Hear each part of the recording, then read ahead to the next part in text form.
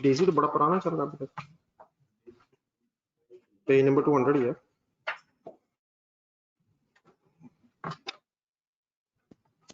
ये online student से मेरी बात है।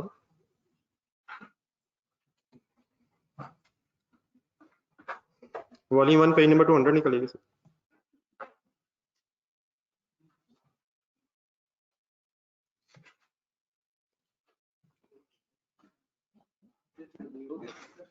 ये करवा दें, मैंने तो नहीं कर, मिक्स एंड यील्ड वेरिएंस में करवा दूं।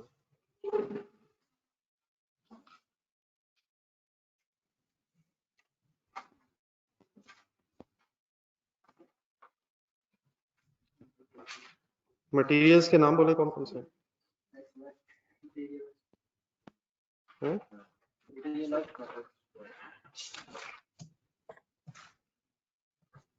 चलो पहले प्राइस वेरिएंस करवा दो।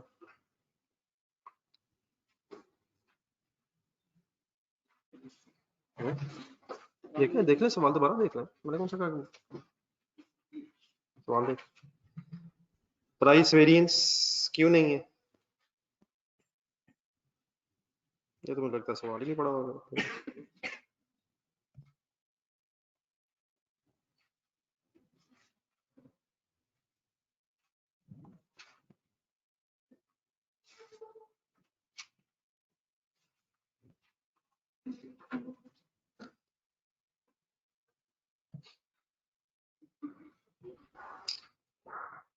चलो सर प्राइस वेरिएंस छोड़े सर, मिक्स यील्ड और मिक्स वेरिएंस कौन?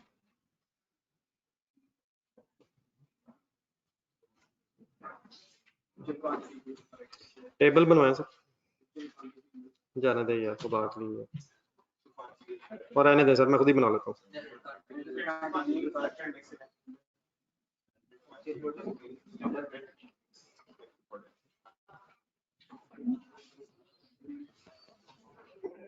दूसरा कॉलम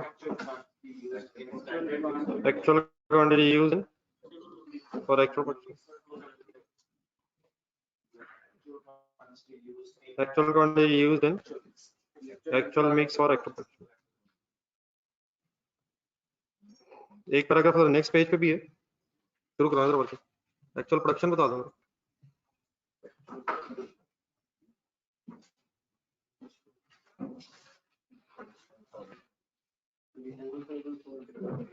एक्चुअल प्रोडक्शन बताइएगा सर।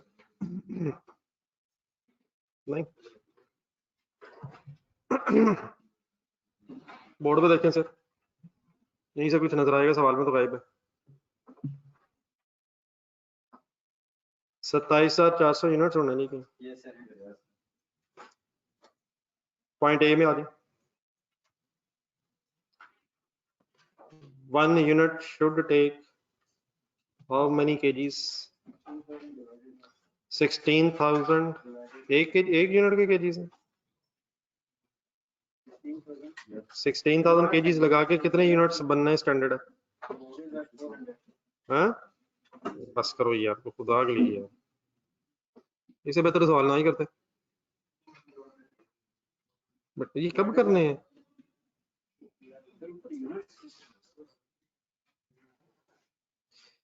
सोलह 16,000 केजी कितने यूनिट का बनाने का स्टैंडर्ड है?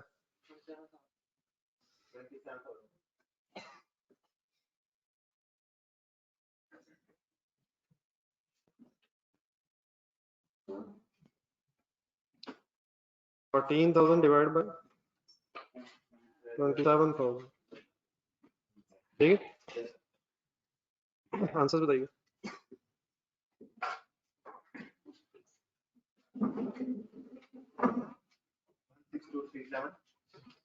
16,237 kgs कितने यूनिट्स को बनाने में लगने चाहिए थे?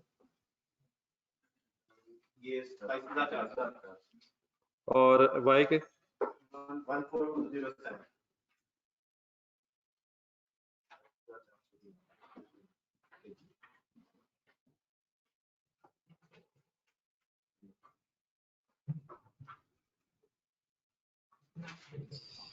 जी सर आगे चलो, इनका सम करें।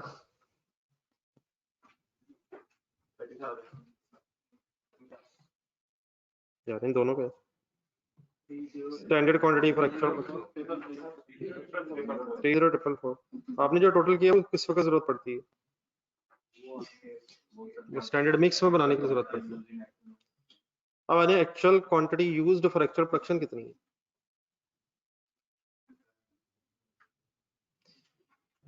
Actual quantity used for actual production, इसके लिए जरा पॉइंट 1 और पॉइंट 2 देखो जरा।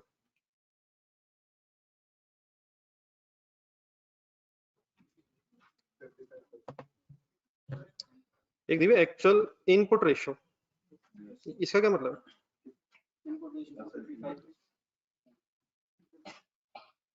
ये भी क्वेश्चन साइलेंट। अगर 100 केजी इनपुट होंगे तो उसमें एक्स और वाई की रेशियो क्या होगी? मतलब ये एक्चुअल एक रेशियो दी गई। सेकंड पॉइंट पढ़ो, मटेरियल ऐड होता है शुरू में। अब ये वाला पॉइंट था जिसकी वजह से शायद मैं वर्किंग करा रहा हूँ। Actual process losses were 6% of output. इसका बॉक्स बनवाया मेरा, परसेंटेजेस में लिखवाएं, तो ध्यान से पढ़े सही के भाई। 100 बताएं कहाँ लिखो?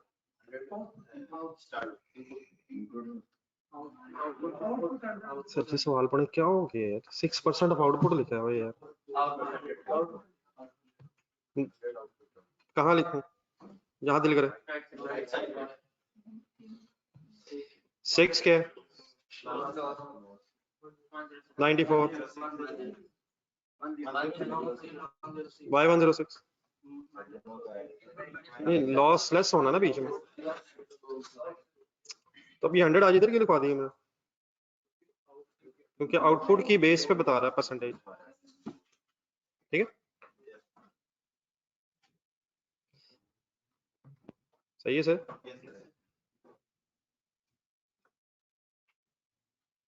अब हमें सर जी ढूंढना ये है, नेक्स्ट पेज पे रहना, हमें ढूंढना है actual quantity used for actual production. अगर आप डाटा देखें ना, हमें actual quantity used for actual production नहीं पता, ऐसे ही हमें एक्चुअल प्रोडक्शन पता, हमें एक्चुअल प्रोडक्शन की आउटपुट पता।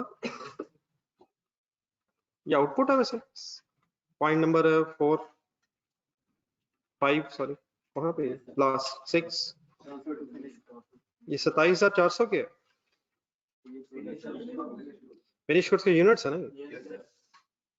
तो जितने यूनिट्स है, कितने केजीज लगे होंगे अगर लॉसेस ना होते? लेकिन ये है क्या 27,400 अब इनपुट है या आउटपुट है? देख लें जरा एक मिनट, इनपुट आउटपुट तो डिवाइड बाय 100 इंटू 106। सही तरह देख के बताएं किससे क्या निकाला मैंने।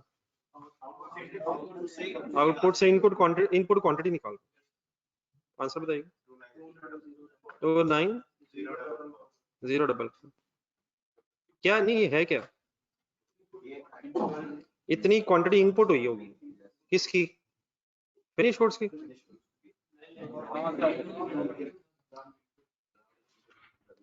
कौन कौन से रॉ मटेरियल इनपुट हुए होंगे तो ये 27,800 केजी बने। तो असल में ये 27,400 यहाँ है, और इसकी बेस पे हमने अब इनपुट क्वांटिटी फाइंड आउट कर ली।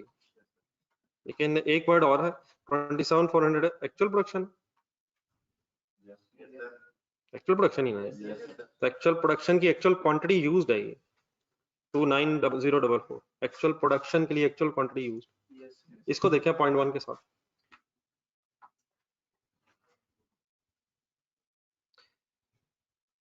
मतलब अब इस फिगर से हम किस को ब्रेक कर सकते हैं?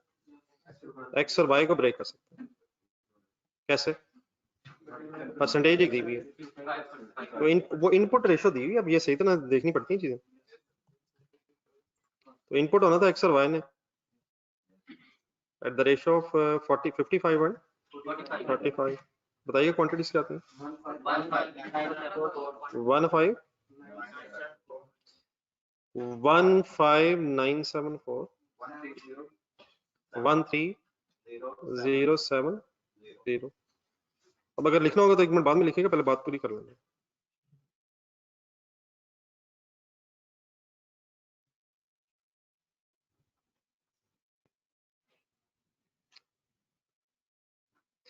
पॉइंट ए देखें जरा 1 मिनट दोबारा। पॉइंट ए में 27,000 यूनिट्स क्या दिए हैं जो स्टार्ट में लिखा है? ये बजट था ना, तो एक बजटेड प्रोडक्शन थी, बजटेड प्रोडक्शन की बेस पे एक रॉ मटेरियल्स का डाटा था।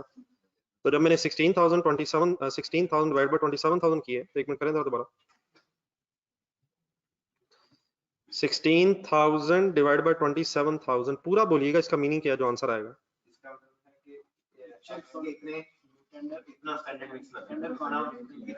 Standard quantity of x per unit, और फिर मल्टीप्लाई किससे किया? 27,400 किया एक्चुअल प्रोडक्शन, तो फिर 16,237 के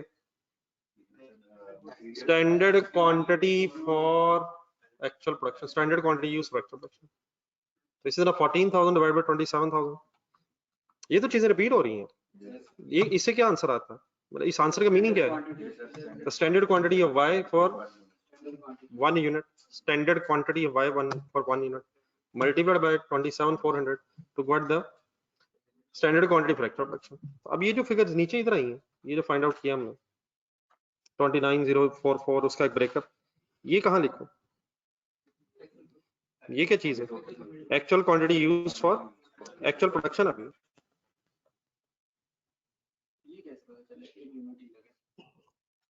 मैंने तो नहीं कहा ये लॉस हो रहे हैं। 30,000 केजी लगे 27,000 यूनिट्स, 30,000 केजी लगते हैं 27,000 यूनिट्स को बनाने में। नीचे वो बता रहा है कि लॉस होता है, इसका मतलब अगर लॉस होता है तो 1 केजी से एक यूनिट नहीं बनता।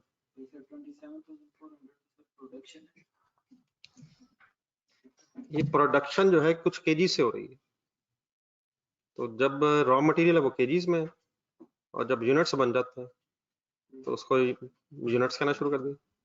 क्या केजी से यूनिट बन रहा है?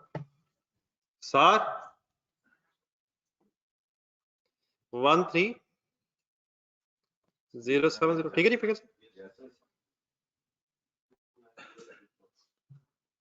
और फाइनली आ गया यहाँ तक 29, मतलब उसी का टोटल था जिसको हमने फिर अकॉर्डिंग टू क्वेश्चन एक मिक्स दिया था 55% एंड 45%।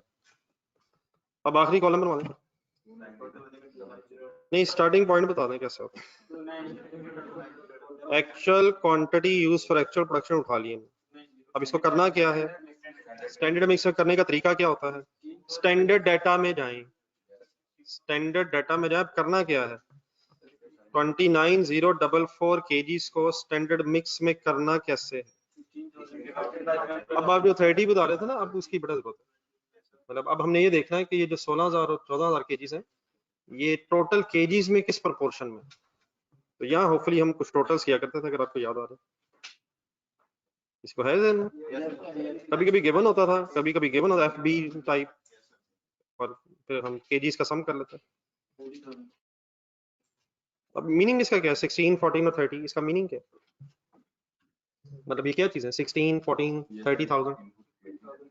अगर 30,000 केजीज होंगे तो उसके अंदर स्टैंडर्ड के मुताबिक 16,000 केजीज और 14,000 केजीज एक्स और वाई के होंगे, तो यहाँ से एक स्टैंडर्ड मिक्स निकलेगा। तो कैसे करते थे, स्टार्ट करवा दो, नहीं फिगर को बोलना जरा स्टार्टिंग।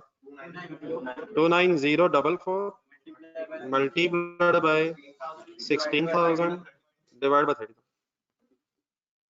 ये पहले कॉलम में 16,000 डिवाइड बाय 27,000 और दूसरे कॉलम में 16 बाय 30, क्या फर्क है? वहां क्या है, यहाँ क्या है? नहीं सर बात नहीं बन रही इससे। वहां केजीज पर यूनिट है, 16,000 KGs divide by 27,000 units, KGs per unit, एक यूनिट को बनाने में कितने केजीज वो कैलकुलेट हो रहे हैं। और यहाँ क्या देखा जा रहा है कि केजीज मिक्स कैसे, मिक्सिंग इनकी क्या, मतलब 16,000 डिवाइड बाय 30 लिखते हैं, 16,000 डिवाइड बाय 30,000,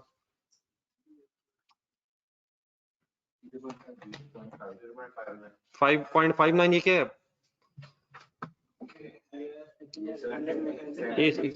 अगर 100 केजीज फॉर एग्जांपल लगेंगे तो उसमें 59 समथिंग केजीज होने चाहिए एक्स के, और 41 समथिंग केजीज होने चाहिए। अभी टोटल केजीज का एक ब्रेकअप है, मिक्सिंग है ये, स्टैंडर्ड मिक्सिंग। तो आंसर क्या आ रहा है? 15490। तो स्टैंडर्ड के मुताबिक जो क्वांटिटी लगी है 29044, स्टैंडर्ड के मुताबिक जो क्वांटिटी लगी है उसमें x की कितनी क्वांटिटी होनी चाहिए और y की कैसे निकलेगी? Into 14 divide by 30, 1355।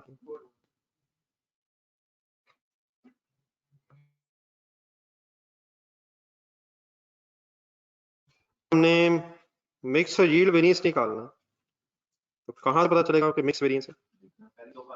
जाने दें सर, बस कर दें अब तो सर। मिक्स वेरिएंस कहाँ से पता चलेगा?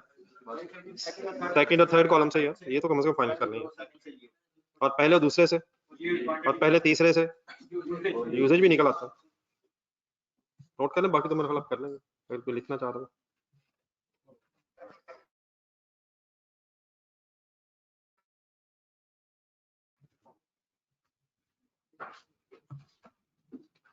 बहरहाल अगर किसी का इशू था तो क्लियर है, अगर कोई मसला था किसी का।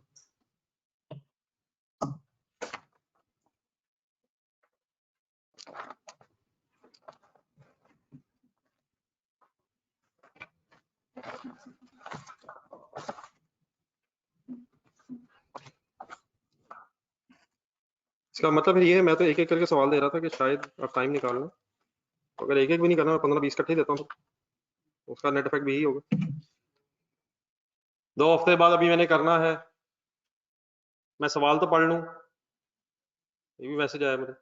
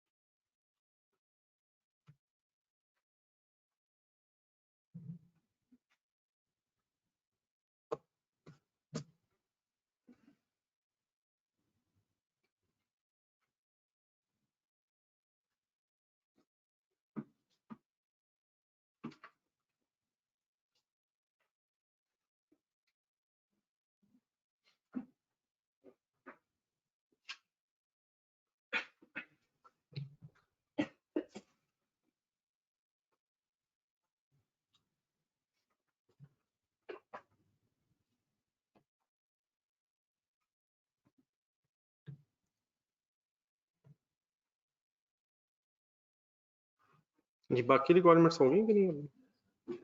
सर जी इस तरह के क्वेश्चन अगर नहीं ना करेंगे इसका फायदा फिर कोई नहीं है। कुछ तो हिम्मत करें यार, जस्ट मिनिमम है जो हम कर पा रहे हैं। ठीक है, कोई नई चीज हो तो डिस्कस करते भी अच्छा लगता है। चलें पेज नंबर 1 में,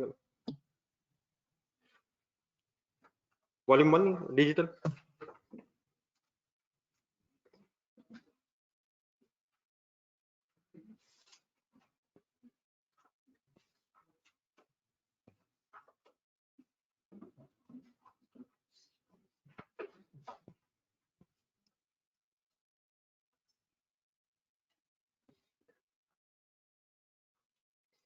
चंद एक बातें मिल, बाकी फिर उसके बाद अगर कोई क्वेश्चन रह जाए।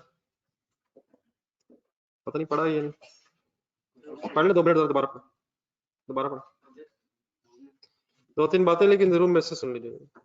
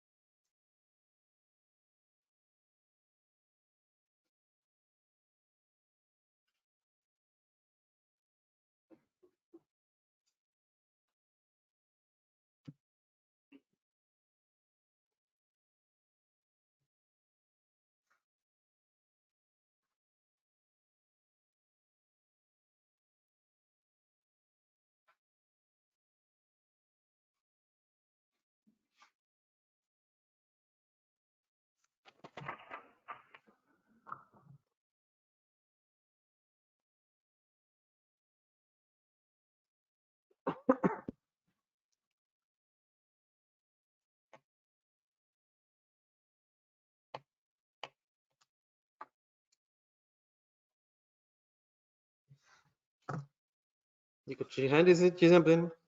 चलें स्टार्ट में। सबसे पहले तो आ जाए projected sale for the next year. Projected sale of next year. कल जिन्होंने किया प्लीज एक दफा रिवाइज कर लीजिए, सारा डाटा देख के ना मेरा, चंद बातें मेरी भी सुन लें, आप भी जरा कैलकुलेटर जरा आप स्टार्ट कहाँ से लें? नहीं, projected sale of next year निकालनी है, कहीं से काम शुरू करना पड़ना। 89.6 की लाइन दोबारा पढ़ा।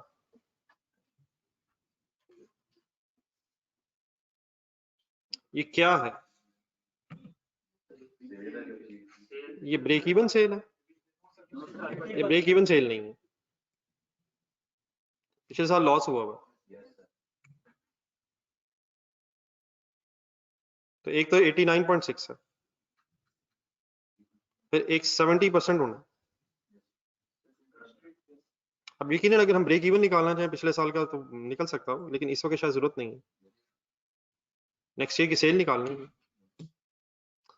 तो 89.6 मिलियन जो है ये कितने परसेंट है? Production capacity can not be increased beyond the, एक पुराना प्लांट है तो करंट लेवल 70% पे ऑपरेट है, फिर बाकी डेफिनेटली उसका नया बनना है, तो पहले यहां से क्या निकाला जा सकता है? उसकी वजह भी क्या है, इससे अगले पॉइंट में, जो नया प्लांट इंस्टॉल करना है उसकी कैपेसिटी 20 मोर किससे ज्यादा होगी? नहीं, existing more than installed capacity of the existing plant. ये मेरे ख्याल है कल परसों जो टेस्ट हुआ था 2 दिन पहले, उसमें भी इस तरह का एक पॉइंट आया था। मतलब ये 20% किसका? 100% capacity of the existing plant, installed capacity. तो जो 70 ये जो 89.6 मिलियन है ये 100% कैपेसिटी नहीं है पहले। तो पहले आपको क्या चाहिए? लिखिए अब 89.6,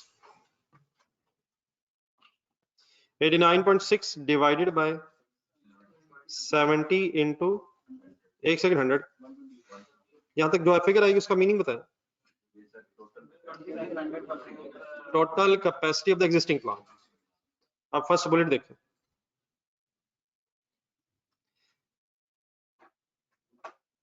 तो जो नया प्लांट होगा उसकी कैपेसिटी 1.2 टाइम्स हो जाएगी, ऐसे ही? ऐसे ही सर। यहां तक जरा सॉल्व करें, कैलकुलेटर पर करके रखें जरा।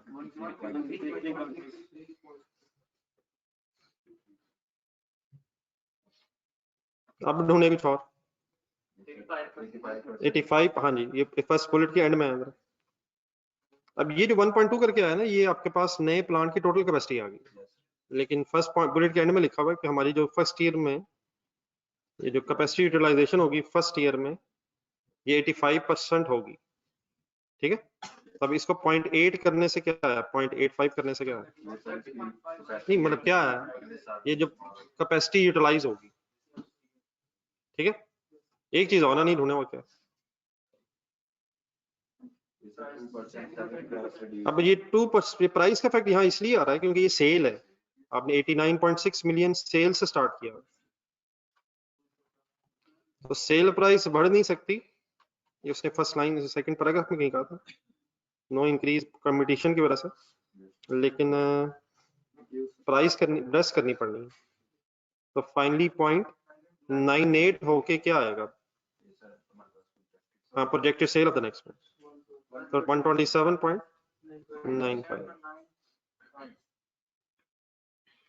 ठीक है, बाकी देख लें अब और कोई फिगर इस प्रोजेक्टेड सेल की वर्किंग में आनी है।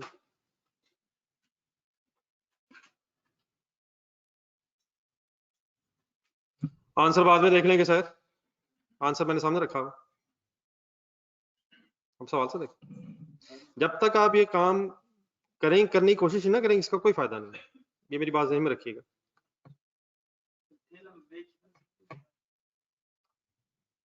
हमने नेक्स्ट ईयर की ब्रेक इवन सेल नहीं निकालनी, हमने नेक्स्ट ईयर की बजटेड सेल निकालनी, वो बजटेड सेल आ जाएगी,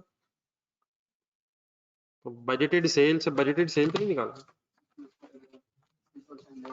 तो वो कर लेते हैं ना जहां उसकी जरूरत पड़ेगी, बजटेड सेल की जरूरत तो पड़नी है, लेकिन शायद इस प्रोजेक्टेड सेल में हमारे पास करंट ईयर की सेल अवेलेबल है और हमारे पास कुछ वेरिएबल्स अवेलेबल हैं जिनकी बेस पे हम नेक्स्ट ईयर में जा सकते हैं।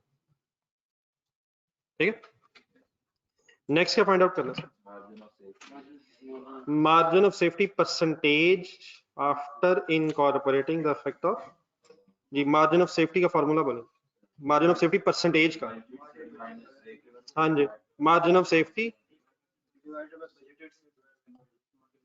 Margin of safety budgeted safety, ठीक है बजटेड सेफ्टी का फार्मूला भी एक जहन में आता है तो अच्छा, budgeted sales minus break even sale divided by budgeted sale into 100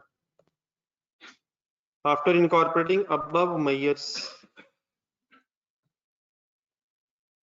ठीक है, तो इनमें से कुछ है हमारे पास, budgeted सेल अब आ गई हुई है 127.95, अब ब्रेक इवन सेल चाहिए और शायद बस यही मिसिंग है ना। तो सबसे पहला काम यही होता है कि कम से कम फार्मूला सही जहन में आ जाए और इसे प्लेस करके फिर फिगर्स ढूंढने की कोशिश की जाए। अब हमें बेसिकली चाहिए ब्रेक इवन सेल किस साल का,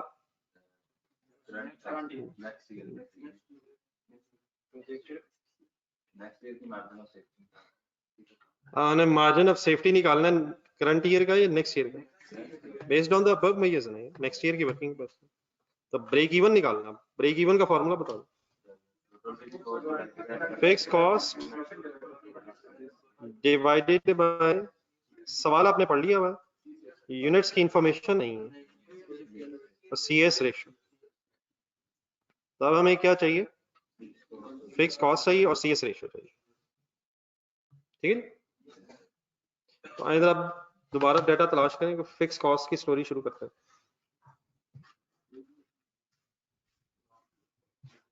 पढ़ने जरा दोबारा, फिक्स कॉस्ट में रख के जरा पढ़ें डेटा,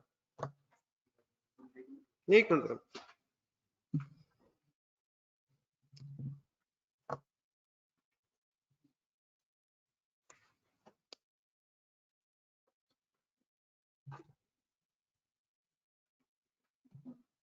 आपके ख्याल में कहाँ कहाँ है फिक्स कॉस्ट जो नजर आ रही है कि नजर आती, हाँ जी एक तो डेप्रिसिएशन और हाँ जी वेरिएबल जो कॉस्ट है वो एक्टिविटी के साथ चेंज होगी, तो बीच में एक शायद लोन वाला भी जिक्र है कहीं, किस कौन सा पॉइंट है, हाँ जी फर्स्ट पैराग्राफ में ये भी एक डेप्रिसिएशन है,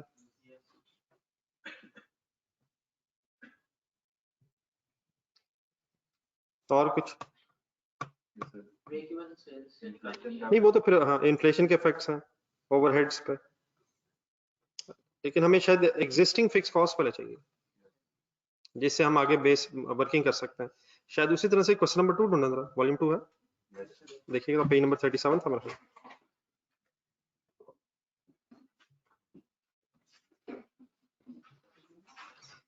पेज नंबर 37 था क्वेश्चन नंबर 2, इसका कहीं आंसर अगर ढूंढ सके मेरा रजिस्टर पे सॉल्व किया जाए हमने, ब्रेक इवन लेवल पे जो कंट्रीब्यूशन होती है वो फिक्स कॉस्ट के बराबर होती है, लेकिन देख लें वर्किंग हुई भी वहां हर लेवल पे कंट्रीब्यूशन फिक्स कॉस्ट के बराबर होती है।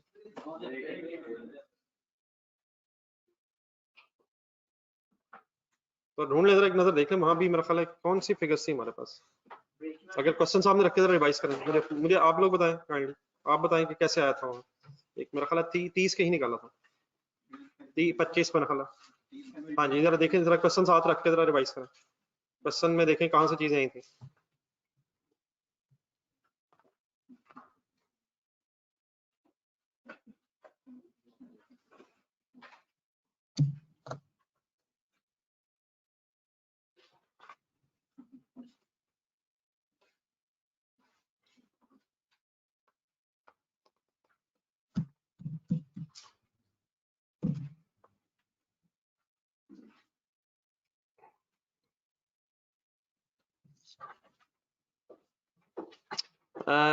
ब्रेक इवन सेल दी हुई थी मेरा ख्याल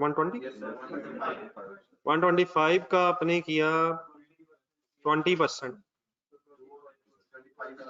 कंट्रीब्यूशन आ गई ना, आपने ब्रेक इवन सेल को कंट्रीब्यूशन मार्जिन से मल्टीप्लाई किया तो आपके पास क्या आ गया, कंट्रीब्यूशन आ गई। फिर आपने रुक के सोचा तो याद ही आया कि ब्रेक इवन लेवल पे जो कंट्रीब्यूशन होती है वही फिक्स कॉस्ट होती है। ठीक है, तो शायद इस तरह का डाटा यहाँ भी है। आए ढूंढे ब्रेक इवन सेल कितनी है, नहीं अब 89 नहीं है यार,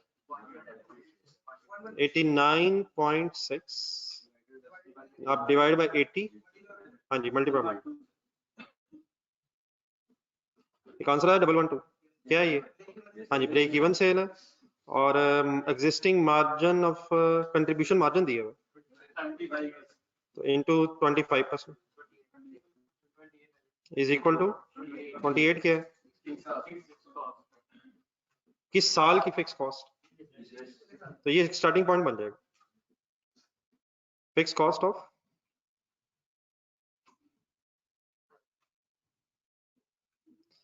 2017।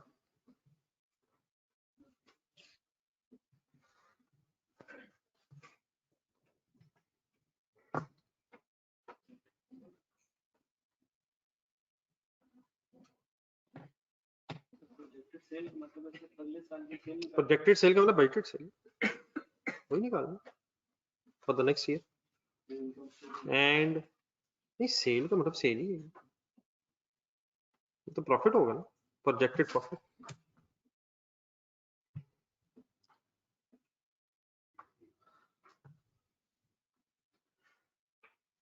ठीक है सर,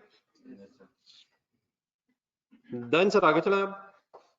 इंटरेस्ट की बात मैं करता हूँ, आप इसके अलावा बताएं। अब मेरे ख्याल ये दो चीजें रेलिवेंट है, तीन बल्कि, इंटरेस्ट के अलावा अगर है तो दो है, एक डेप्रिसिएशन है और एक इन्फ्लेशन है। ये जो पॉइंट्स मैं सर्कल लगा रहा हूँ एक नजर देखते हैं, थर्ड फोर्थ एंड लास्ट। अब ये इस तरह की बातें हो चुकी हैं प्लीज, इन्फ्लेशन लगा दूं,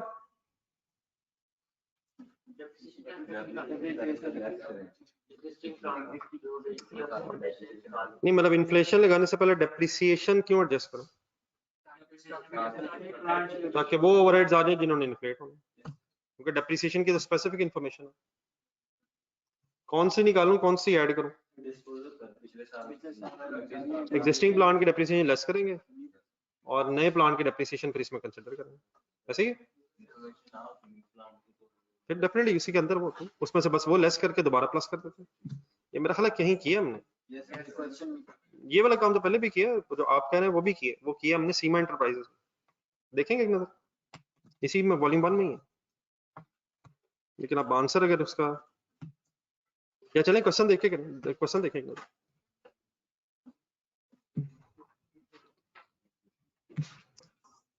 तो पेज नंबर बता दीजिए, वॉल्यूम 1 में ही है सर। डिसीजन मेकिंग में जो है वो बास्केटबॉल में एक बात और है सर, वो ये वाली है, वो ये एग्जैक्टली वाली है, वो तो याद नहीं आ रही, पहले वो तो देखें। एक वो भी वाली बात भी है कि एग्जिस्टिंग डेप्रिसिएशन लेस करके आपने पहले इन्फ्लेशन लगाई और फिर दोबारा उससे एज इट इज ऐड कर लिया, तो वो सीमा एंटरप्राइजेस में तो ढूंढेगा जरा कहाँ, जहाँ वो एंड में 139 इसमें ढूंढे जरा आखिरी पॉइंट्स।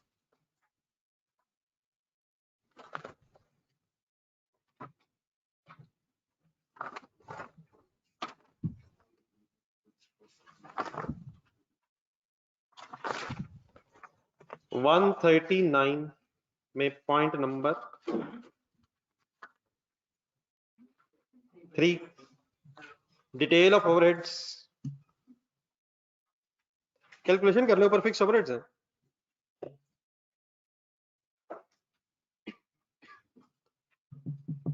हैं फिक्स ओवरहेड्स कहीं ढूंढने पर पॉइंट ऊपर स्टार्ट में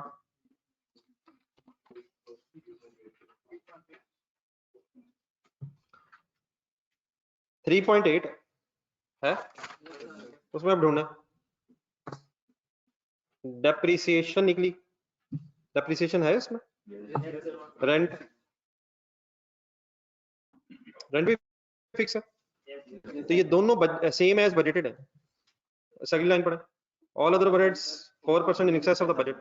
अब कैसे करेंगे, 3.8 लिखे -1.6 -1.2 इज इक्वल टू दबाएं यहाँ तक कौन सा ओवरहेड्स आ गया। हाँ जी, जिन पे इन्फ्लेशन का इफेक्ट आना, तो इन्फ्लेशन इफेक्ट है मल्टीप्लाइड बाय 1.04 बस। ये उसमें एज इट इज ऐड क्यों होंगे, ये सेम ही है, ये सेम है, इसमें डिफरेंस नहीं है, तो माइनस इसलिए किया ताकि पर इन्फ्लेशन का इफेक्ट आ जाए और फिर एज इट इज दोबारा ऐड कर देना ताकि टोटल फिक्स ओवरहेड्स आ जाए।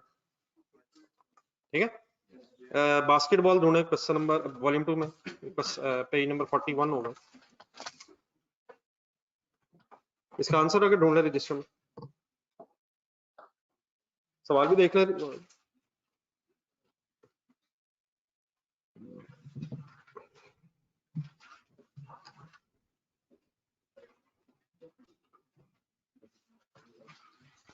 क्वेश्चन नंबर 6 बास्केटबॉल मेरा ख्याल है किया होना चाहिए कहीं, नहीं किस क्वेश्चन से पहले बाद में नहीं, मैं किएटो के बाद ही किया हूँ।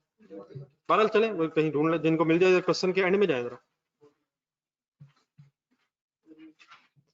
क्वेश्चन के एंड में जाए, वहां भी डेप्रिसिएशन पेज 41 ही है क्वेश्चन का, तो पेज 41 ही है, बाकी तो अपने रजिस्टर में इसका आंसर ढूंढना। चले अब इकट्ठे हुए कोई 10-15 मिनट सही तरह लगा लें ताकि बातें अल्लाह करे अब याद रह जाए बाद में भी है।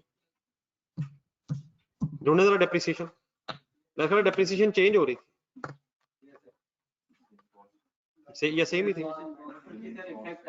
अच्छा, ये तो सेम वाली आ गई ना, तो इसमें भी अपनी वर्किंग देखें, पहले आपने इसे डेप्रिसिएशन को माइनस किया, फिर इन्फ्लेशन लगाई है, फिर दोबारा प्लस किया। ठीक है, लेकिन यहाँ बस क्या है, शायद यहाँ फिर डेप्रिसिएशन बदल भी रही है। सही है, चलो बाइंड अप करवाएंगे, और डेप्रिसिएशन में भी पुरानी बहसें आनी है।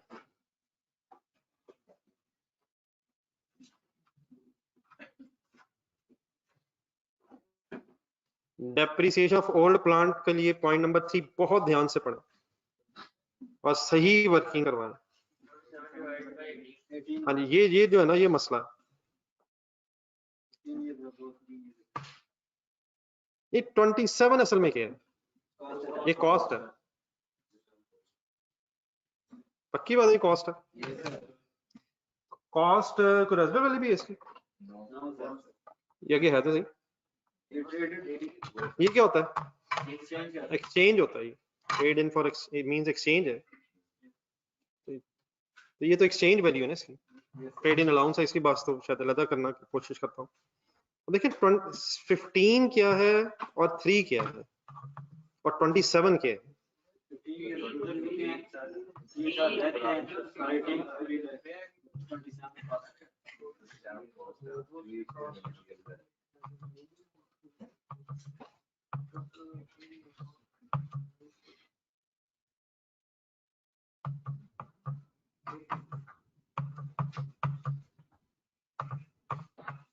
देखिए अब 27 जो है ना, इसे आप डिवाइडेड बाय करेंगे क्या, मुझे फिगर से गर्ज नहीं, मुझे नहीं 18 से मुझे गर्ज नहीं है, आप रिमेनिंग लाइफ क्यों नहीं ले सकते हैं, रिमेनिंग लाइफ कब लेते हैं?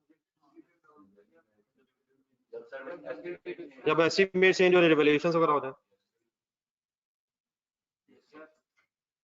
तो यहाँ 18 कैसे बनाई लाइफ?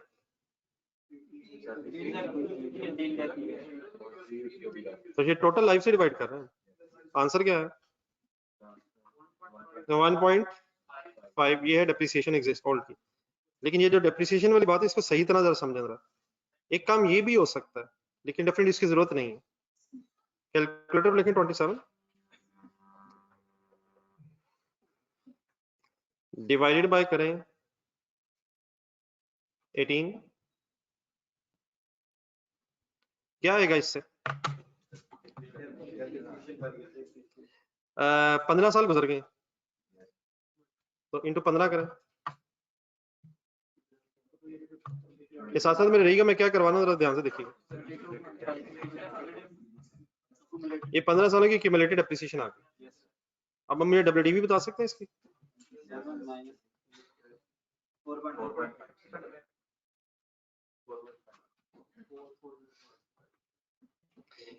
अगर फर्ज करें इसकी जगह ये 27 मिलियन की जगह आपको लिखा होता at a WDV of 4.5 million, बाकी सब कुछ सेम है। अब आप बताएं, अब आप 4.5 मिलियन को 18 से डिवाइड करते या अब 3 से डिवाइड करते? अगर कॉस्ट ना होती और डब्ल्यूडीवी होती तो फिर आप रिमेनिंग लाइफ ही लेते, और अगर कॉस्ट है तो आपको टोटल लाइफ ही लेनी है।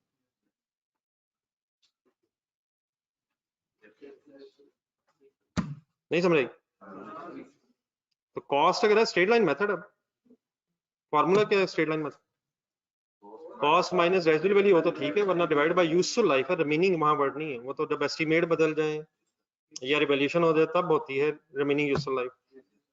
और अगर एस्टीमेट भी बदल जाए तो IS8,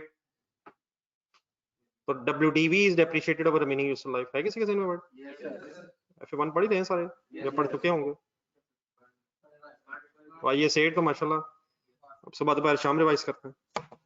तो अगर एस्टीमेट बदल जाए तो फिर WDV is depreciated over remaining useful life. और फर्ज करें अगर हमें कॉस्ट दी ना होती, शुगर लगाएं सर, IS8 के बाद में शुगर लगा, WDV अगर गिवन होती तो हम डिवाइड बाय 18 नहीं करेंगे, चाहे हमें टोटल लाइफ पता भी हो। लाइफ पता है हमें, 15 गुजर गए हैं, 3 रिमेनिंग है, लेकिन स्टिल हम डिवाइड बाय 3 करेंगे अगर WDV हो। ठीक है, बहरहाल इस केस में टोटल लाइफ भी शायद हमें निकालनी पड़नी थी। चलूं आगे। अब क्या करें इसकी जगह? नहीं मेरा ख्याल है न्यू प्लांट से पहले काम हो जाना चाहिए। पहले इन्फ्लेशन का इफेक्ट क्यों? अगर हम इसमें डेप्रिसिएशन ऐड करके दोबारा इन्फ्लेशन लेंगे तो फिर डेप्रिसिएशन में भी इन्फ्लेशन आ जाए। तो यहाँ रुक के एग्जैक्टली बास्केटबॉल शायद इनटू 1.04 ठीक है। तो अप्रोक्सीमेट आप ये फिगर्स बोलते रहे अगर 27.556 आगे बढ़े। अब इसमें क्या करवाएं? करें जी अब ऑफ न्यू प्लांट, ये भी गेम है। उन्होंने नया प्लांट कहा है, सेकंड पैराग्राफ में आ रहा है। हाँ जी सॉरी, फर्स्ट पैराग्राफ के सेकंड लाइन 30 क्या है? यूजफुल लाइफ क्या है? तो 30 डिवाइड बाय 10, 30 डिवाइड बाय 10 ये हो गया 3। और कुछ? अब आ जाए इंटरेस्ट। इंटरेस्ट में भी एक साइंस है। तीसरी लाइन से पढ़ा था, funds for the new plant would be arrange through a long term loan. जी सर बताएं पैसे चाहिए कितने? हाँ जी चाहिए 30 थे, लेकिन अब ये जो है ना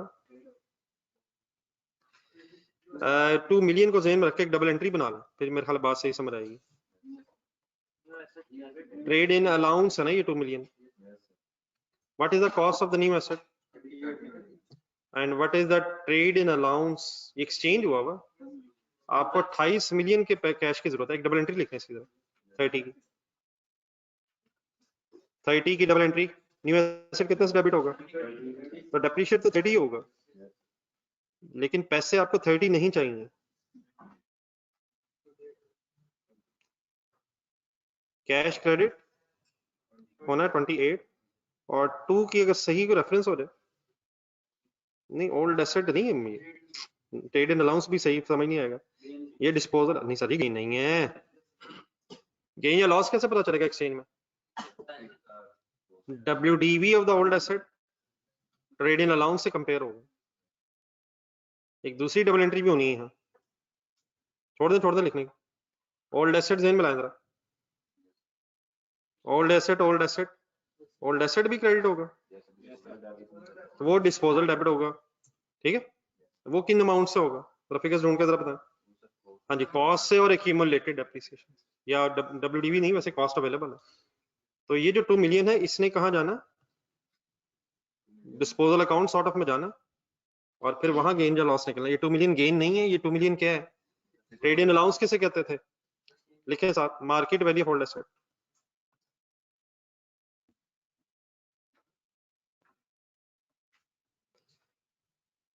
ये सब कुछ एक्सप्लेन कर लीजिएगा। चले अब ये चीजें अगर आ गई हैं बीच में कहीं, तो अच्छा है जरा रिवाइज हो जाए। ये डेप्रिसिएशन की जो मैंने बातें की हैं, जानबूझ के कर रहा हूँ। डेप्रिसिएशन, ट्रेड इन अलाउंस,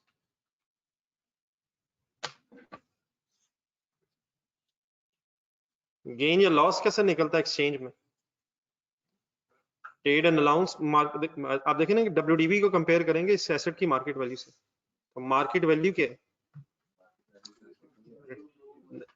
नया एसेट कितने का है और पुराने कितने का है? तो फिर 28 कैश दिया होगा, और 2 फिर क्या है? पुराने की मार्केट वैल्यू को कंपेयर करेंगे आप पुराने की WDV से, और अगर ये मार्केट वैल्यू ज्यादा होगी फिर गेन है या लॉस है, वो उसकी वर्किंग की हमें रिक्वायरमेंट नहीं है। ठीक है सर। तो अब इस वर्किंग का मकसद क्या था कि फंड्स का पता चले। तो फंड्स आर 30 या 28? तो डेफिनेटली इस वक्त आप लर्निंग फेज में ये नहीं होना कि जैसे ही सवाल देखा हो गया, इस तरह नहीं होना। ये बहुत ज्यादा मेहनत करनी पड़नी है। कौन करेगा? चल ठीक। 28 इंटू रेट बताएं, 10%, तो 2.8 ये हो गया। टोटल कर दें 33.36।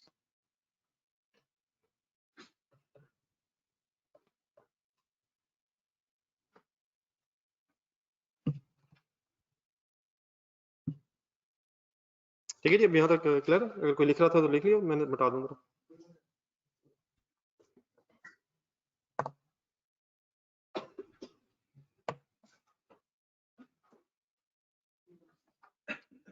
एक और तो नहीं लिखा? ऑनलाइन स्टूडेंट से लिखे। CS रेशियो के एंगल से शुरू करेंगे गेम। CS रेशियो तक कैसे पहुंचेंगे? कई सवालों में पहुंचे आप ये। हाँ जी, कंट्रीब्यूशन डिवाइड बाय सेल्स। अब कंट्रीब्यूशन डिवाइड बाय सेल्स के लिए क्या करना पड़ना? कंट्रीब्यूशन चाहिए, फिर सेल्स चाहिए। सेल है, कहाँ है सेल्स है? तो सेल आगे भी, अब हमें शायद वेरिएबल कॉस्ट ढूंढनी है। जी मिस्टर सलमान शुरू करें।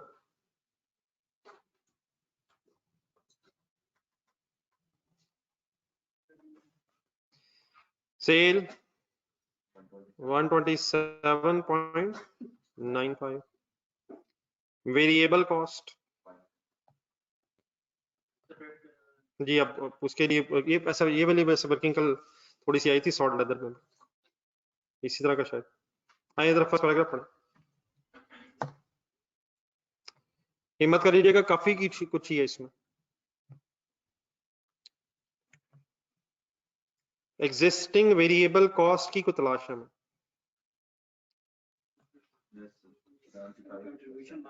जी 25% कंट्रीब्यूशन मार्जिन है, तो इसका मतलब वेरिएबल कॉस्ट 75 है। तो कैलकुलेटर उठा लेना। 89.6 सही जगह पहुंचा।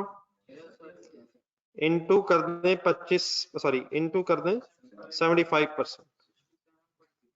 फिगर्स के नाम रखते रहिएगा आप, जो भी आंसर्स आएंगे ना, आंसर्स तो आ रहे हैं, इनके नाम बोलते जाइएगा। हाँ जी, एग्जिस्टिंग वेरिएबल कॉस्ट। अब हमें अलग अलग ब्रेकअप इसलिए भी चाहिए क्योंकि ये जो मटेरियल है उसके डिफरेंट ही कुछ हो रहा है, लेबर में कुछ और हो रहा है, आपको ये सब कुछ अलग अलग ही डिसाइड करना पड़ना है।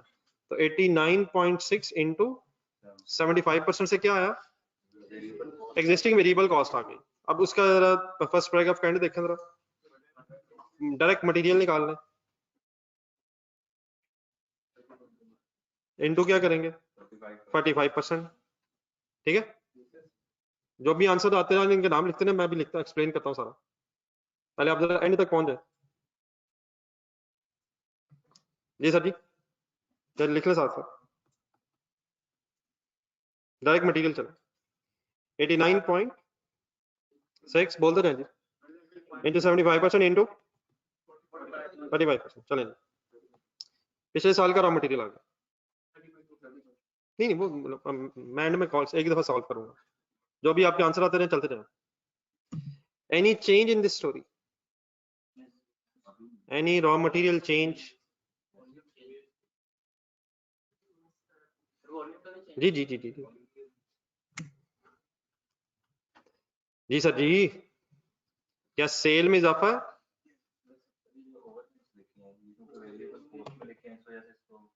नहीं ओवरहेड्स तो डेफिनेटली ओवरहेड्स पे एप्लीकेबल होंगे।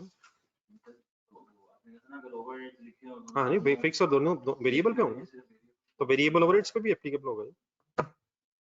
1.04 जो है ये फिक्स पे भी एप्लीकेबल था और वेरिएबल पे भी एप्लीकेबल होगा भी करते हैं, लेकिन अब डायरेक्ट मटेरियल कर रहे हैं।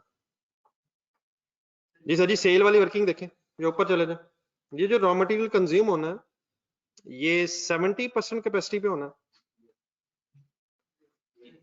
क्या सेल ज्यादा होगी तो मटेरियल ज्यादा इस्तेमाल होगा, तो डिवाइडेड बाय 70 इंटू 100, लेकिन इंटू 1.2 इंटू 0.85, ये यहां तक कैसे गेम आई है? नहीं मतलब ओरिजिनल कैपेसिटी नहीं, मतलब पहले ये क्लियर करना है कि सेल बढ़ेगी, अच्छा वो प्रोडक्शन और सेल में डिफरेंस नहीं है स्टॉक्स ना होने की वजह से, तो क्या अगर सेल बढ़ेगी तो प्रोडक्शन कॉस्ट भी बढ़ेगी, वेरिएबल कॉस्ट साथ वेरी करेगी, क्या वॉल्यूम बढ़ रहा है, क्या वॉल्यूम बढ़ रहा है सर? अच्छा अपनी ये प्रोजेक्टेड सेल की वर्किंग लिखी थी अभी आप लोगों ने, प्रोजेक्टेड सेल की वर्किंग लिखी थी? नहीं बताना, चल रहने दे। तो भाई ने बात की है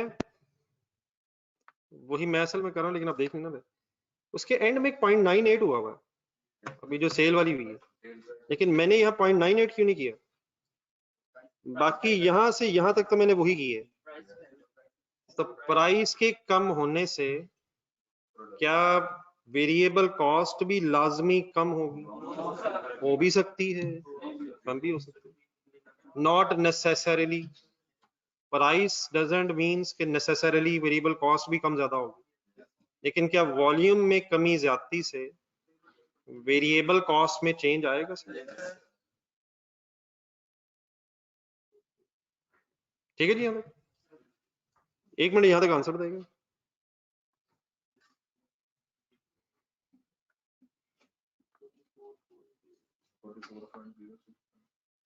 $44.064। अब बताइए इसमें क्या रहेगा, या पहले इस तरह करना, यहाँ तक जो फिगर आई है इसको सही कॉन्टेक्स्ट में, क्वेश्चन के कॉन्टेक्स्ट में पढ़ने दो,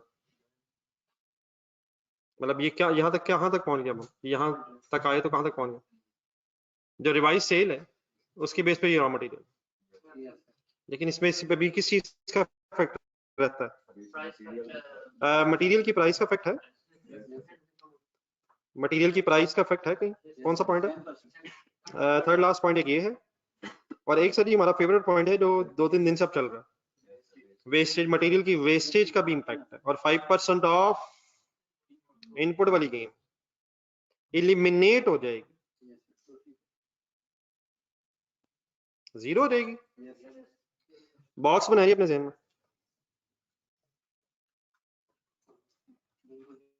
100 अगर होगा पहले इनपुट तो 95 निकलेगा। और रिवाइज सिचुएशन में कंसंट्रेट करें जरा, रिवाइज सिचुएशन में लॉस कितना रह जाएगा?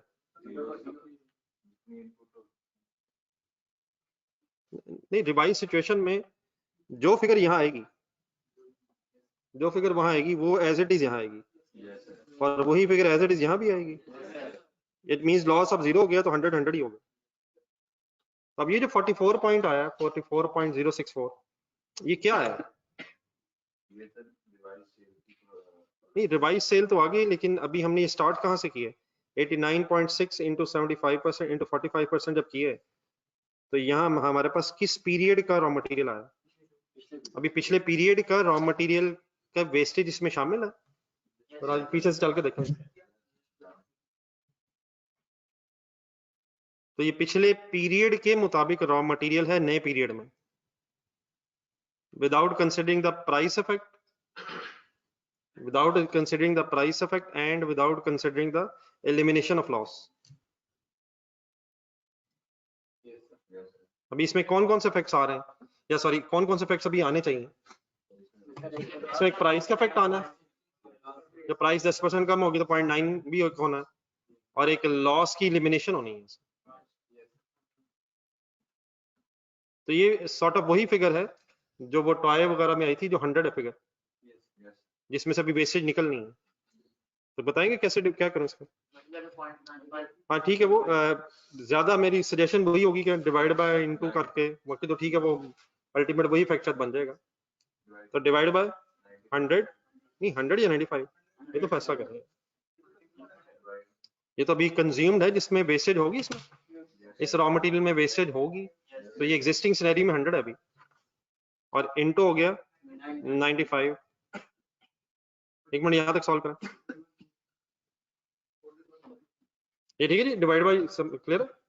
जो मैं ऊपर बॉक्स देख के मैंने किया, रॉ मटेरियल इनपुट है ना, ये रॉ मटेरियल कंज्यूम होना है जो प्रोडक्शन के लिए, तो डिवाइड बाय 100 इंटू 95 से क्या आंसर आया? ये क्या आया? ये आया क्या? ये वो रिक्वायर्ड आ गया। अब बताएं क्या रिक्वायर्ड ही इनपुट होगा? अब एलिमिनेट हो गई है, तो हमें अब कोई फर्दर वर्किंग नहीं करनी। अब यही रिक्वायर्ड ही इनपुट क्यों करेंगे? क्योंकि वेस्टेज एलिमिनेट हो गई। ठीक है, तो ये जो भी आंसर है इसने यहाँ आना था, ठीक है, और यहाँ से फिर यहाँ भी आना। तो मुझे, मैं कोई और वर्किंग क्यों नहीं कर रहा? कल भी की और परसों भी की है, क्योंकि वहां से वहां वेस्टेज कम तो हो रही थी लेकिन एलिमिनेट नहीं हो रही थी। और फाइनली फिर क्या रह गया? इनटू 0.9। अब कौन सा आ गया? Price decrease, bulk discount for the second last paragraph. तो फाइनली फिर आंसर है 37.67। कर लें एक्सप्लेन?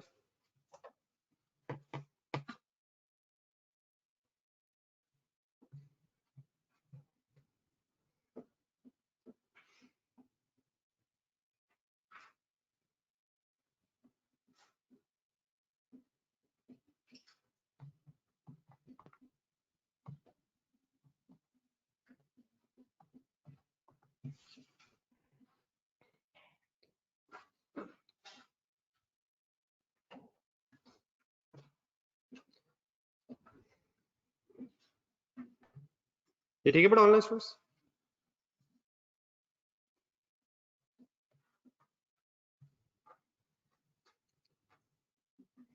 अगर कोई कंफ्यूजन थी, मतलब मैं इसलिए पूछ रहा हूँ, अब तो नहीं कंफ्यूजन आएगी। अब लेबर करवाएं यार, पंचायत में एंड तक कहाँ तक कॉमन रहेगा? दोबारा सोचो, 89.6 इंटू 75% क्यों हुआ?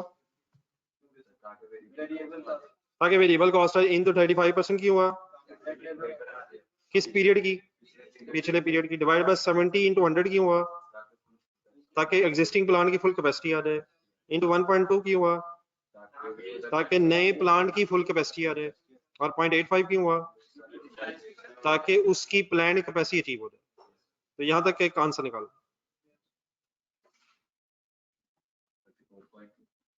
34.27। तो ये बार बार अब क्यों रिपीट हो रहा है? ये इतना सारा कुछ, ये किसके चेंज होने से क्या हो रहा है? नहीं कैपेसिटी ठीक है, ये असल में सेल वॉल्यूम बढ़ने से, प्रोडक्शन और सेल क्योंकि स्टॉक सेम है, स्टॉक की वजह, स्टॉक ना होने की वजह से, तो प्रोडक्शन बढ़ने की वजह से, सेल बढ़ने की वजह से फिगर्स बढ़ रही हैं। और इसमें 0.98 क्यों नहीं आ रहा? वो price effect doesn't necessarily means कि एक्सपेंसेस भी बढ़े हों, सॉरी एक्सपेंसेस भी कम हुए। जी सर, अब फिर ढूंढ दें लेबर से रिलेटेड अब कौन कौन सा पॉइंट है। एक तो सेकंड लास्ट है, ठीक है, हाँ जी, एक सेकंड लास्ट है और एक सेकंड पॉइंट में, हाँ जी ठीक है, रिड्यूस डायरेक्ट लेबर बाय 8%। नए प्लांट से क्या क्या होना है? जी सर,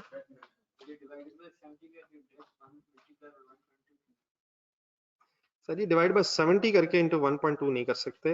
हाँ अगर आप डिवाइड बाय 0.7 करेंगे तो हो जाएगा।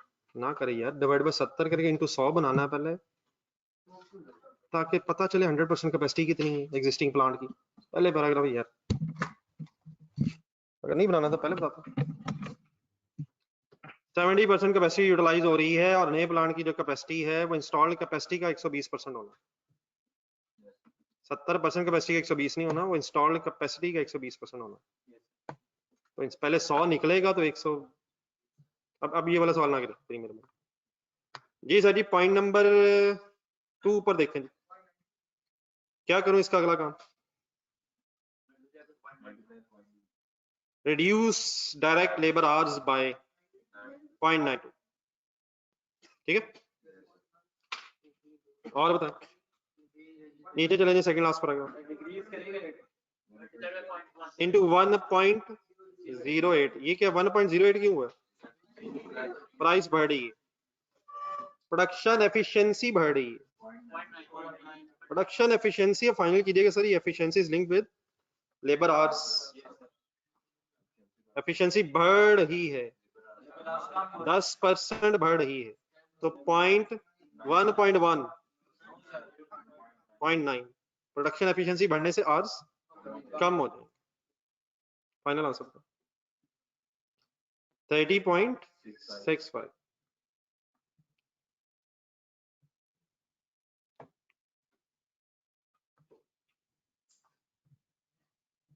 चलो आगे, क्या आगे आगे?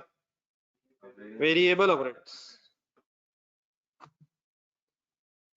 करें शुरू, पंचायत मेरे कहीं 89.6 into 35% divided by 70, sorry 20%, 20%, sorry 20%, and divide by 70 into 100 into फिर 1.2। क्यों मल्टीप्लाई 100 क्यों किए? क्यों 100% क्यों बनाइए?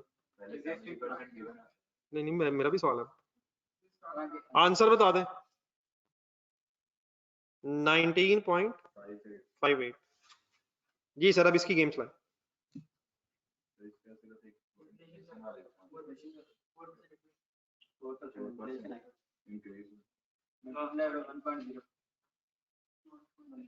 ये एक सवाल बड़ा अच्छा आया, मैं एक्सपेक्ट कर रहा था आप लोगों का भी आएगा, लेकिन आपका सवाल नहीं आया।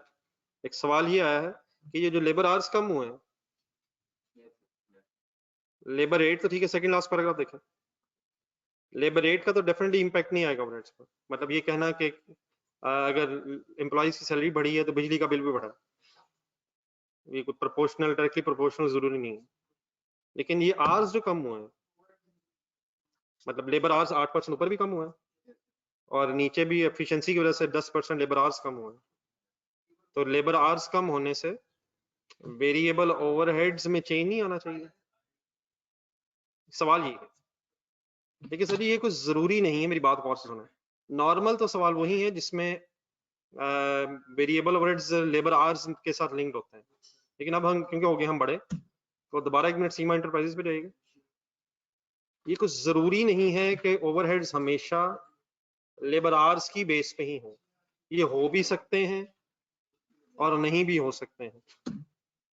तो वो दो क्वेश्चंस इस वक्त मेरे जहन में आ रहे हैं जिनमें ये variable overheads other than labour hours से भी लिंक थे। एक तो सीमा इंटरप्राइजेस में ढूंढा था कहीं मशीन आवर्स 2100 ऊपर कहीं दिया हुआ था, मशीन आवर्स की बेस पे ये ओवरहेड्स थे। और नंबर 2, ये वॉल्यूम 2 में कंबर अगर ढूंढ सकें जो कुछ दिन पहले किया हमने, उसमें मशीन मिनट्स के एंगल से। लेकिन ये सवाल अच्छा है, सही अच्छा है, जिनके जहन में आया है, आपके शायद जहन में आ सकता था, आना चाहिए था। मीन्स उससे मेरी इस बात पहले देख लें कंबर चलो। कंबर में जो ऊपर टेबल बना हुआ था, तो पेज नंबर बताएंगे इसमें। कंबर एंटरप्राइज कुछ दिन पहले किए।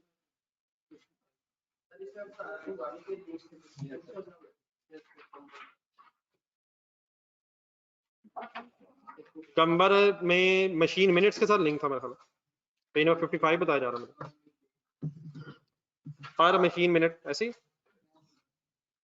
तो कहने का मेरा मतलब ये है कि यहाँ हम जिस वक्त क्वेश्चन करें, इसमें क्वेश्चन साइलेंट है, इस वक्त क्वेश्चन साइलेंट है। अगर इसे लेबर आवर्स से लिंक किया जाए तो जो किया जा सकता है वो गलत नहीं है। तो डेफिनेटली फिर आप जो लेबर आवर्स में कमी हो रही है उसको भी कंसिडर करके अपने वेरिएबल ओवरहेड्स फाइनल करेंगे। और फिर 0.8 भी होगा शायद, और नीचे वाला कौन सा था, 0.9 भी होगा, सॉरी 0.9 और 0.92। लेबर आवर्स के कम होने से वेरिएबल ओवरहेड्स भी अगर लेबर आवर्स की बेस पे है तो कम हो जाएंगे। लेकिन ये क्योंकि जरूरी नहीं है, ये लेबर आवर्स से डिफरेंट भी हो सकता है, मशीन आवर्स भी बेस बन सकती है इसकी। बल्कि एक और किया था ये कल परसों सवाल, क्वेश्चन नंबर 5 ढूंढे आर्टरी, उसमें दोनों ही थे, लेबर आवर्स की बेस पे भी थे और मशीन आवर्स की बेस पे भी थे। तो अगर कोई ये लेबर आवर्स की बेस पे इसे अकॉर्डिंगली कर दे तो वो गलत नहीं है, अक्सर लेबर आवर्स ही होते हैं।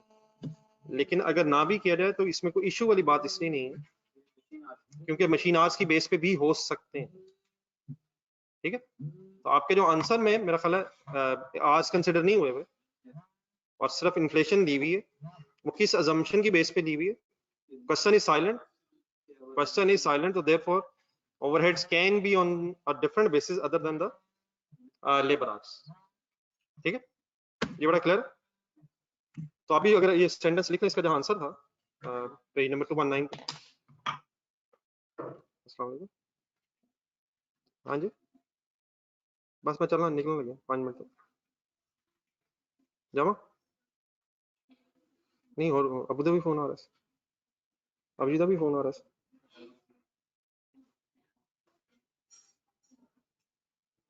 नहीं मैं चलो Jama,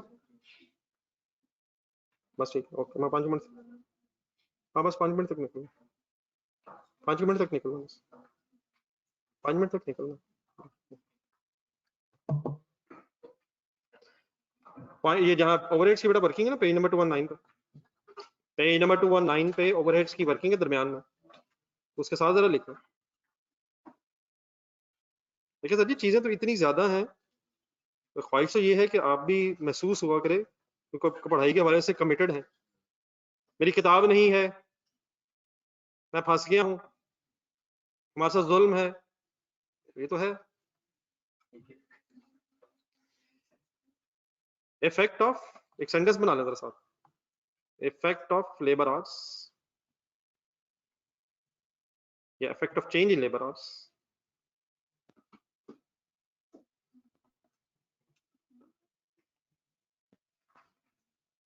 is not considered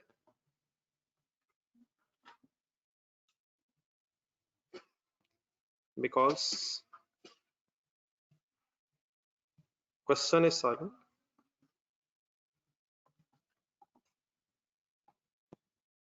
regarding its base।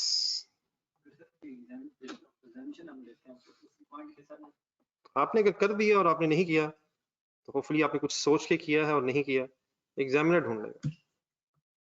ये क्वेश्चन जब आप देखेंगे तो ये कोई गेम 100% वाले नहीं है, ये कोई गेम ऐसे नहीं कि 100% सवाल हो गया, ये हमारा अनअचीवेबल टारगेट है। हम यहाँ कोशिश करेंगे कि 100% हो जाए, लेकिन अगर यहाँ भी हम 100% की तरफ ना जा सके तो फिर हम कहीं स्टैंड नहीं करते। लेकिन आफ्टर ऑल दिस बहस इंशाल्लाह अल्लाह करे कि नंबर लेस हो जाए जो मैसेज आए। और नंबर तो नहीं लेने कहीं पेपर में,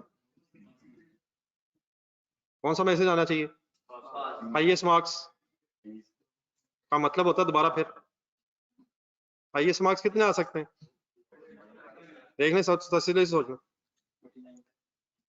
तो हाईएस्ट मार्क्स तो नहीं लेने कहीं, क्या लेना, वो कह दीजिएगा मेरा सर्टिफिकेट मेरिट था, बस वो किसी और ने ले लिया जान के, बस नंबर ना आए, नंबर ना आए आप कह दीजिएगा मेरा 100/100 है, मैं मान लूंगा, लेकिन अगर नंबर आ गए तो फिर कोई नहीं मान सकता। रिगार्डिंग इट्स बेस देयरफॉर, बिल्कुल ठीक है सर जी, लेकिन अपनी बस कमिटमेंट शो करें, बाकी at the end of the day हमारे नतीजा हमारे बस में नहीं है, लेकिन जो मेहनत कर सकते हैं वो हमारे बस में है। तो थके थके से लगे नजर आते हैं हम, थके हुए हैं, ये बात है संडे का दिन इस टाइम, ये कोई बात नहीं। घर भी पढ़ रहे थे आप, थोड़ी देर के लिए उठ के यहाँ आ गए, फिर जाके खाना खुना खा के फिर पढ़ना शुरू कर देंगे, ये आपकी जिंदगी। And therefore assume, and therefore it can be, sorry, effect of change in labor hours is not considered because question is silent regarding its base. Therefore another, which can be different from, which can be machine hours, which can be different from, which can be different from labor hours.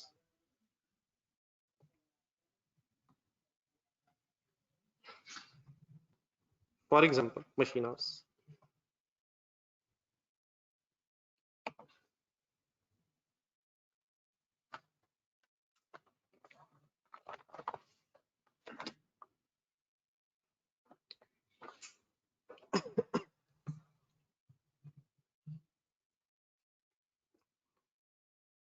तो बात पूरी कि मेरी sense क्या है कि अगर आप इसमें लेबर का इफेक्ट लेते हैं ओवरहेड्स में तो क्या वो गलत है? इस केस में वो गलत नहीं, क्योंकि क्वेश्चन साइलेंट है और अक्सर लेबर आवर से ही लिंक्ड है, लेकिन अगर नहीं लेंगे तो इसकी बेसिस डिफरेंट भी होती हैं। लेकिन वो जो सीमा एंटरप्राइजेज वगैरह मैंने दिखाया, अगर क्वेश्चन में बताया हो तो फिर हमारी चॉइस खत्म हो गई, क्योंकि उसका मशीन आवर से लिंक्ड है या मशीन मिनट से लिंक्ड है, तो फिर अपनी मर्जी से हम बेस नहीं बना सकते। ठीक है, वाइंड अप करें सर, फाइनली क्या टोटल आया, इसका आंसर फाइनल बता दो। 20.37, तीनों का सम बता दो, वेरिएबल ओवरहेड्स का 88.69। आइडियल ये है कि इस तरह का जो क्वेश्चन है, जो झंझोड़ है हमें, इसको रीअटेम्प्ट किया जाए। आप स्टिल महसूस करें गलतियां होंगी, लेकिन एटलीस्ट रीअटेम्प्ट करने के बाद बहुत सारी चीजें आपके जहन में सेट होते हैं, तो कभी दोबारा ये रिपीट हो तो कम से कम ये गलतियां ना कोई नहीं होनी चाहिए, जो पुरानी होती जा रही चीजें तो वो दोबारा गलत नहीं होनी चाहिए। बता दें जी, कंट्रीब्यूशन निकालते हैं, एक बात पूरी हो जाए। सेल कितनी थी? 127, 127.95 minus 88.69 is equal to 30.26, और यहाँ CS रेशियो चाहिए थी मैं, तो 39.26 divided by 127.95, 39.26 divided by 127.95 multiplied 30.68। बाकी फाइनल कर लीजिएगा मेरे ख्याल, तो इसको डिवाइड करके ब्रेक इवन सेल निकलानी फिक्स कॉस्ट में। चलें, जज़ाकल्लाह फॉर कमिंग, इंशाल्लाह कल मिलेंगे। अल्लाह